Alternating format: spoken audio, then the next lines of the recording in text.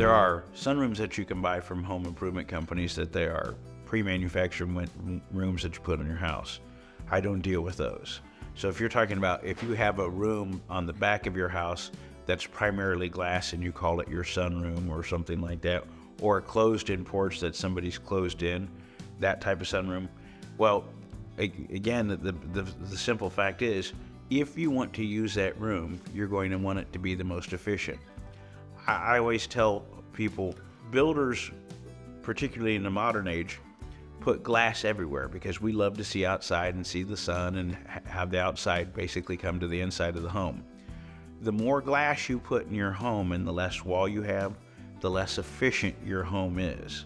Walls are more insulated than windows are. Even triple glass, I have to be very honest about that, which is simply the most efficient window on the market right now, aren't as insulated as an insulated wall is. But we like to see the light, we like to see through, so you try to get the most efficient glass package you can.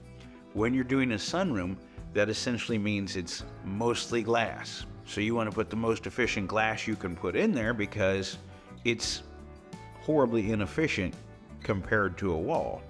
So if you have a room of glass and you put in single glass, I will tell you, you will only be using that a limited amount of times in the year because in the summer it will get so hot because the glass magnifies the heat. It's called solar heat gain.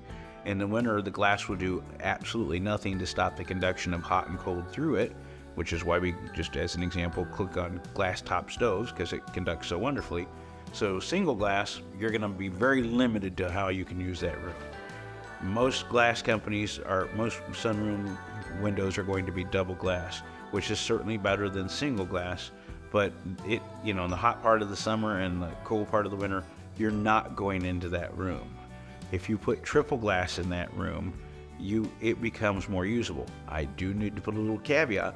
You obviously have to heat and cool that room. You can have the most efficient glass if you don't have a cooling energy or whatever in that room, cooling it or heating it in the winter. It's like I just use an example.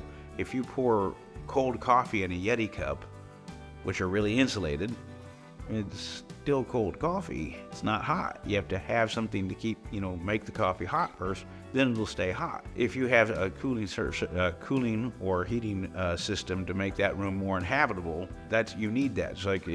But the more glass you have, this is how we just explain it to people. The more glass you have, the less efficient something is. I mean, walls are more insulated than glass. Like, the most efficient home you can build is underground because the, earth contacts are actually, a cave or something like that.